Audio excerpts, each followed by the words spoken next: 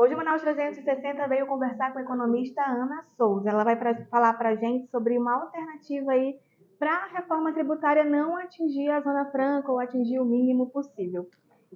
Então, a gente já falou sobre IPI, que a luta que a gente vê acontecer é o governo tentando manter o IPI para que a Zona Franca deixe esse IPI zerado e isso seja uma vantagem competitiva, como sempre foi. E qual que é a alternativa que tem para além desse IPI? Bom, Cíntia, quando a gente fala na reforma tributária, uma coisa que precisa anteceder o discurso da reforma é de qual reforma tributária a gente está falando, tá? Então, a gente tem diversas PECs hoje transitando. As principais que estão, vamos dizer assim, em maior evidência é a PEC 45 e a PEC 110.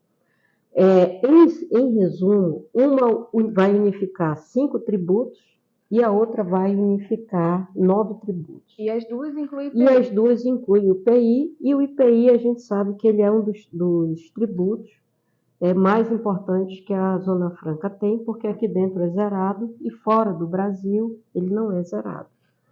Bom, respondendo a tua pergunta de forma alternativa, de forma objetiva, é preciso a gente dizer assim: não se pensa em acabar o IPI. Qualquer reforma, ela vai substituir o IPI.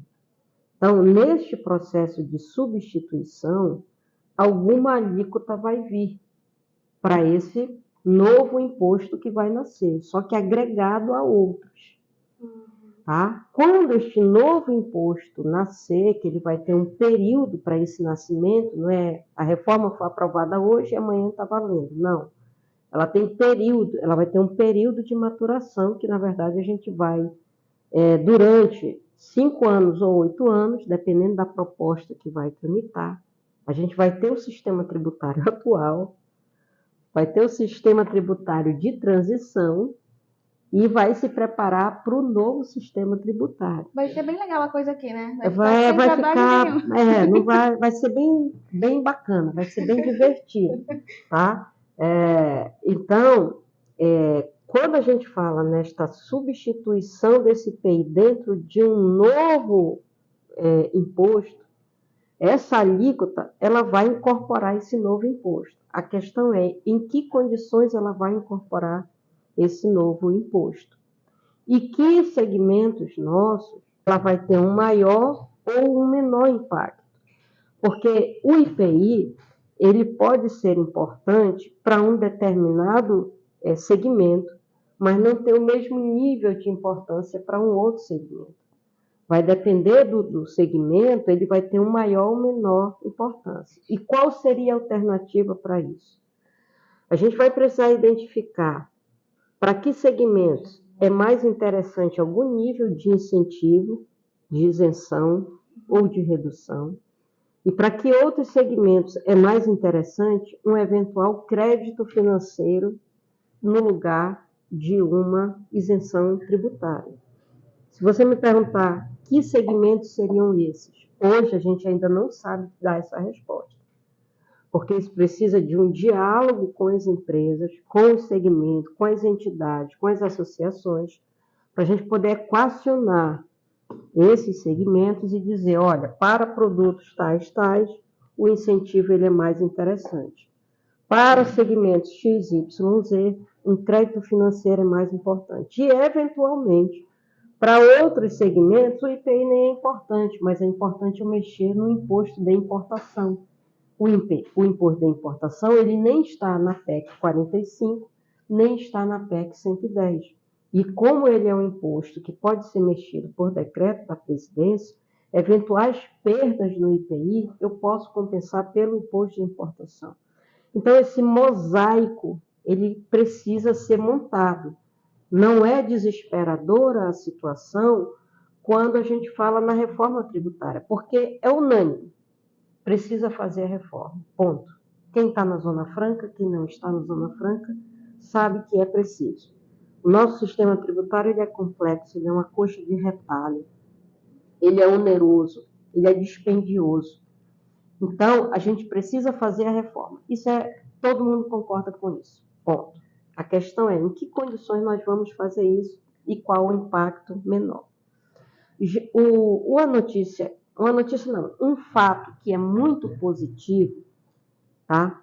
E depois a notícia, o fato é que hoje a gente tem condições de conversar com o governo central, com o poder executivo, tá? E chegar numa equação onde a gente consiga perder o mínimo possível. Isso é muito positivo, que é o poder do diálogo, o poder da conversa, tá? Então, você ter a oportunidade de dialogar, de conversar, tá? Saber onde é que você vai mexer, isso é um fator extremamente positivo. Então, não virar nada de cima para baixo que a gente não tenha conhecimento. Isso é um fato. Isso já foi sinalizado, inclusive, pelo nosso ministro, que é o Geraldo Alckmin. Tá? E a outra coisa é que o próprio Ministério do Desenvolvimento já sinalizou para o Legislativo e para a maior, vamos dizer assim, a bancada de maior peso no PIB, que é a bancada de São Paulo, na Confederação Nacional da Indústria, que é preciso preservar a Zona Franca. Isso não quer dizer que tudo vai ficar como está. Não, isso quer dizer que a gente vai conseguir ter, em relação ao Brasil, as vantagens comparativas. Se vai ser um pouco maior, se vai ser um pouco menor, isso vai depender desse mosaico que vai se desenhar. Daí a importância, e isso o Amazonas tem pessoas de peso, de conhecimento, que vão discutir essas alternativas, seja de crédito financeiro, seja de uma eventual compensação pelo imposto de importação, seja por um incentivo maior da isenção, né, do imposto de importação. Então, você tem caminhos para isso. Tá? Não é algo, acabou o IPI e morreu Zona Franca. Né? A gente tem hoje uma capacidade de dialogar para chegar num novo ponto de equilíbrio. Talvez não seja o ponto de equilíbrio hoje, tá? Mas que vai se chegar num ponto de equilíbrio com certeza. O resultado final, ele não necessariamente não vai ser melhor do que funciona hoje o IPI, é isso que a senhora está dizendo? Eu acredito assim, sabe, Cíntia? A gente vai mudar o sistema tributário. Eu posso até, eventualmente, reduzir uma vantagem comparativa de algum segmento, de algum produto, mas a sistemática do sistema, ela fica mais eficiente. Então, você imagina só, eu tenho hoje os tributos federais, os tributos do Estado e os tributos do município. Aí chega um empresário no Brasil. Eu digo, é o seguinte, olha, o senhor precisa entender que do ponto de vista do município, se o senhor comprar um imóvel, construir, o senhor vai pagar o imposto tal. Mas se o senhor vender, o senhor vai pagar o imposto tal. Se o senhor doar, o senhor vai pagar o imposto tal. Agora, para a União é o seguinte, o senhor tem o imposto de importação, que é quando o senhor importar, ele vai ter o fato gerador, quando o senhor importar, vai ter uma redução, mas tem o IPI. O IPI ele pode ser da importação, pode ser um IPI vinculado à mercadoria nacional. Ele vai dizer, mas o IPI vai incidir 2 vezes, depende de onde o senhor comprar. Então, vira um negócio maluco. Essa é a realidade dele hoje. Isso eu estou te falando dos impostos. Imagina do PIS e da COFINS, porque o PIS e a COFINS vai depender do regime de tributação da empresa. Se for lucro real, é de um jeito. Se for lucro presumido, é de outra forma. Se ele for do lucro real e estiver na Zona Franca de Manaus, ele é tratado de um jeito. Se ele for lucro presumido e estiver na Zona Franca de Manaus, ele é tratado de outra forma. Se for o simples, não tem direito a todos os incentivos. Então, você tem um dispêndio gigantesco para entender tudo isso e para manusear, que é muito alto para a empresa. Tá? Tanto que a gente não ter um setor só para cuidar disso. A gente já viu levantamentos comparando o manuseio do nosso sistema tributário com de outros países, como, por exemplo, a Argentina ou México. Então, a gente não está se comparando com a Alemanha, com a Noruega, não. A gente está comparando ali, né, os iguais. O Brasil, você precisa de mais de 100 pessoas, 102, 104 pessoas, para cuidar de uma empresa, do sistema tributário dessa empresa, enquanto em outro país você tem 2 ou 3 pessoas. Né? Então, veja como a gente tem um dispêndio muito grande disso. E não é à toa, só fazendo aí a cereja do bolo, que o direito tributário é hoje a disciplina mais temida nas faculdades. né? Então, eu estou dizendo que eu sou professora de Direito Tributário, e aí todo mundo já chega espantado. Como é que eu vou entender isso? Por quê? Porque o sistema tributário do Brasil ele realmente precisa ser simplificado. E isso significa redução de custos. É importante a gente frisar também que qualquer reforma que a gente venha falar, como eu te disse, são várias, mais famosas é a 45 e a 110, eles não prevêem a redução da carga tributária. A reforma tributária, ela prevê uma simplificação de como se cobrar esses tributos. Isso é importante. Só que na hora que você simplifica isso, você naturalmente vai reduzir custo das empresas. Então, vai ter um ganho do ponto de vista do que a gente chama de obrigações acessórias. Isso é muito importante, tá? Ou seja, você reduziu níveis de controles, né? Então, uma empresa que está, por exemplo, hoje na Zona Franca, ela tem que ter um setor especializado para conhecer como vender para fora da Zona Franca e um setor especializado como comprar do Brasil para dentro da Zona Franca, como comprar do exterior para dentro da Zona Franca, como lidar com a SUFRAMA, como lidar com a Receita Federal. Então, será se eu, colocando isso tudo numa cesta só, fazendo um imposto só, isso não seria uma otimização desse custo da empresa? Então, é esse mosaico, né? É esse desenho que a gente precisa fazer de forma bem tranquila, centrada, sem achar que acabou o IPI, as empresas vão embora, a Zona Franca vai acabar. Não, não é isso. É a gente simplificar o sistema que a gente tem hoje, que ele é muito complexo. Fim do IPI não quer dizer fim da Zona Franca, não é isso. Acalmar o coração. Só que tem muitas coisas aí para serem negociadas. Então, por isso que a gente tem que acompanhar o que acontece em Brasília, o que acontece no Congresso. E eles têm como apoio as pessoas aqui da SUFRAMA. A gente ouviu aí o comentário na mídia que o nosso senador, Omar Aziz, que, graças a Deus, foi reeleito, ele, que é um profundo conhecedor da Zona Franca, indicou o doutor Tomás, que foi superintendente da SUFRAMA, foi da Cefaz, foi da SEDEC. Participou muito em Brasília. Participou, juntamente com o deputado Sidney Leite, que também está na nossa bancada, né? Então, essas duas pessoas serão, vamos dizer assim, responsáveis, entre aspas, né? Mas serão o ponto focal de apoio técnico para esse diálogo do Amazonas com os outros parlamentares e tudo mais. E são pessoas, o doutor Tomás, extremamente experiente. Ele já falou que não vai aceitar vir para superintendente. Foi, eu brinquei com ele, passei mensagem para ele e disse, né, doutor Tomás, de novo na SUFRAMA, mas gosta de sofrer. Doutora, não diga um negócio desse. Aí começou a rir. Né? Mas ele é um profundo conhecedor do tema. Então, isso dá tranquilidade também para as empresas aqui. O que a gente não quer, seja na questão SUFRAMA, seja na questão das empresas, é algo que vem positivo de cima para baixo, é isso e não há diálogo nenhum. Então, essa hipótese estando descartada, a gente tem um espaço, dá para respirar e para negociar, entendeu? Porque é imprescindível que o Brasil reconheça que na política industrial, no Brasil, a Zona Franca é uma política industrial e é a política industrial mais forte que a gente tem na região norte, que está no Brasil. Então, por exemplo, o nosso setor de mecânico aqui, que está o ar-condicionado, só se produz ar-condicionado na China e no Brasil. Então, uma eventual reforma que vai acontecer, ela não pode ser prejudicial para esse setor na Zona Franca de forma alguma, né? Então, tem que se buscar nessa equação preservar a produção desse segmento. Nós temos um segmento de bens de informática, que depende muito do IPI e do ICMS. Então, a gente sabe que o ICMS está tranquilo. Como é que isso vai ser incorporado no IBS, né, que assim estão chamando? E é um segmento hoje vital para a Zona Franca de Manaus. Se ele é vital, é um segmento que tem que salvar. Como é que nós vamos salvar? Qual é o melhor tipo de modelagem para esse segmento?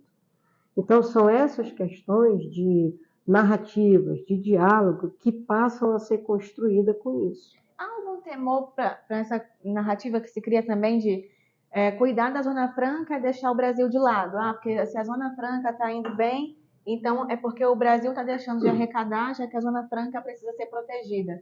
Existe alguma preocupação com esse tipo de narrativa ganhar ali no Congresso? A Zona Franca ela é sempre muito atacada, né? Quando esse ataque vem de fora, eu quero crer, Cíntia, que isso seja desconhecimento. Eu não quero acreditar que isso seja a maldade, que seja a ignorância no sentido literário mesmo. De ignorar, de não saber. De não conhecer, entendeu? Mas quando esse tipo de frase ela é interna, ou seja, dentro do Amazonas, ou partindo de pessoas de autoridade que representam órgãos, aí isso é preocupante, né? Porque a Zona Franca ela tem um peso único para o estado do Amazonas e para o Brasil.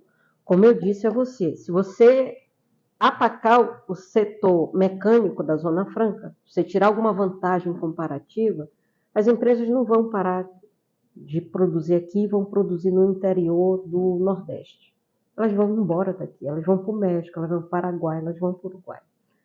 Se você tirar, por exemplo, quando você ataca uma empresa como a Coca-Cola, nossa Recofarma, 95% de todo o concentrado no Brasil sai daqui. Então, você está atacando a indústria brasileira. Então, é preciso que se tenha esse sentimento de pertencimento de que a Zona Franca ela é uma política industrial. A gente precisa compreender, e eu sempre digo isso, né, que Manaus é uma cidade industrial. E nós somos industriais porque nós temos aqui um polo industrial, né? E isso faz parte do Brasil, né? Tem um colega meu que ele sempre diz, Ana, quando a gente sai de Manaus e vai debater esses temas em Brasília, São Paulo, a primeira coisa que a gente diz é, eu não preciso de um passaporte para entrar aqui, eu faço parte do Brasil. Então, essa narrativa de que a gente precisa reconstruir essas falas é de que a Zona Franca ela tem segmentos que são incorporados à política industrial brasileira. Eu reconheço perfeitamente, como amazonense, o quão forte é a indústria automobilística em São Paulo. Então, São Paulo precisa reconhecer o quanto é forte a minha indústria de duas rodas, a minha indústria de bicicletas aqui, entendeu? E para que a gente consiga fazer essa ligação, esse casamento, essa fusão, a gente precisa baixar a guarda e dialogar nessas diversidades e não tratar a Zona Franca como um inimigo do Brasil. Porque é como eu estou dizendo a você, se uma empresa sai daqui, ela vai sair para fora do Brasil. Ela não vai sair para fora de Manaus. Ela vai embora para um outro país. Então, quando você bate na Zona Franca, você está batendo no Brasil. E hoje, principalmente, a questão ambiental. Eu diria que esse ano, a questão ambiental, se a gente olhar os noticiários, as grandes mídias, a Amazônia ela tomou uma dimensão gigantesca. E a Zona Franca é responsável por essa questão ambiental. Então, fala-se muito, outros vetores econômicos. Mas quais são esses outros vetores econômicos? Mas eu tenho a bioeconomia. Não há dúvida que isso é muito importante. Mas quando você usa, por exemplo, você sai do açaí, da colheita do açaí para o açaí frozen, o nível de agregação de valor ele é pequeno. A mão de obra qualificada é baixa ainda, não é um emprego sofisticado.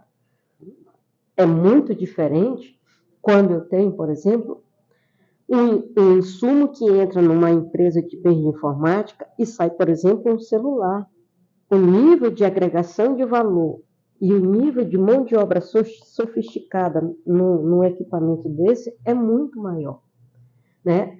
E isso tanto é verdade que hoje você tem carência em Manaus de mão de obra para trabalhar na parte de tecnologia da informação. Nós estamos importando essas pessoas do mercado sul e sudeste, porque a gente tem essa carência de mão de obra aqui. Ora, essa mão de obra não viria para cá se ela não estivesse sendo cooptada e se a gente não tivesse essa escassez de mão de obra.